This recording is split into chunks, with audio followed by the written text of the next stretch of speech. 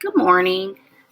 In this particular session, I want to talk about the transition of the sun from the sign of Sagittarius into the sign of Capricorn. This will happen in less than a week. But also today, although the sun is still in the sign of Sagittarius, which is ruled by Jupiter, Jupiter is considered to be the guru. Also, Sagittarius, this is a sign of like philosophy, religion. And Capricorn is more like foundations, ruled by Saturn. Saturn is considered to be like the father of time. So the insight, in addition to the different zodiac sign insights that you can access, is to consider who you want to be your teacher. Okay, so Sagittarius is religion, is philosophy. This is different, religions that we ascribe to, whether that's Christianity, Judaism. You can even take a route like shamanism. These are all ways that humans intellectualize how to commune with the divine and to bring down those divine principles into practicality, practical ways and means of us being able to navigate the world. So we can choose our teacher. Okay, we can choose that. We can choose our philosophy. We can choose, for the most part, in some parts of the world, people don't have these choices. But as human beings, okay, we have free will to where we can choose ways in which we are governed by the divine. Okay. Now, if we don't make this choice, then the choice is made for us. This is the difference between like Sagittarius and Capricorn. Sagittarius is more you're learning through philosophy. You're learning these divine principles through philosophy, through religion. With Capricorn, this is time. This is learning by experience. Sagittarius is more wisdom gained from philosophy, from religion. With Saturn energy or Capricorn, this is more you're learning by your experiences. Okay, you're learning by life. You're learning as you go through things, and you're getting the wisdom.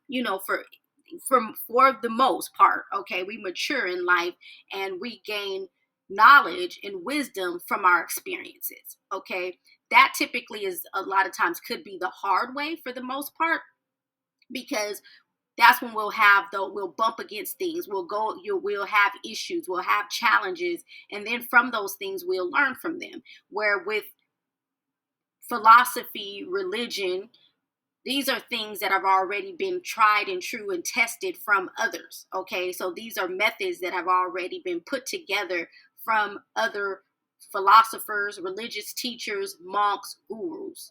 So today's insight is to consider who do you want to be your teacher. Okay, because you can make a choice. As human beings, we all have free will, so you can choose to allow a teacher, a guide, a religious philosophy, that type of method to teach you how to navigate through life's and the twists and turns. Or you can just say, hey, that's not for me. I'm not a religious person. I'm not a spiritual person. I'm not a philosophical person.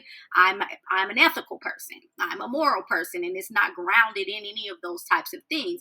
And in essence, that is more so allowing experience and time to be your teacher. Because even if it's learning from if it's not grounded in religion or philosophy, and it's like, well, I don't prescribe to any of those things, I just kind of live my life by morals and ethics, then those morals and ethics are coming from someone, whether they're from a teacher, a mother, a guru. So it's still going to be grounded in philosophy or religion, unless a person is not, they just kind of chart their way just based off of how they feel, how they think, what's going on. And that again is allowing time to be your teacher. So today's takeaway is choosing whether you want to philosophy, religion, wisdom to be your teacher, or do you want time to be your teacher. As we transition into Sagittarius season, into Capricorn season, that's kind of like the dominant energy. And even right now, with the sun is in Sagittarius, but the moon is already there. The moon is already in the sign of Capricorn.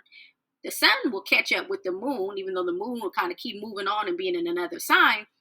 The sun will go into Capricorn next week, but we're also in Mercury retrograde. I like to call the Mercury retrograde this energy. This is like the divine trickster. You know, there's trickster stories in pretty much all philosophies, all cultures, religions, where this energy, you have to be careful of what's going on. You have to take your time so that you know what it is that you're dealing with so that you can make good and sound decisions. So that's today's takeaway for today's Daily Diamond Insight.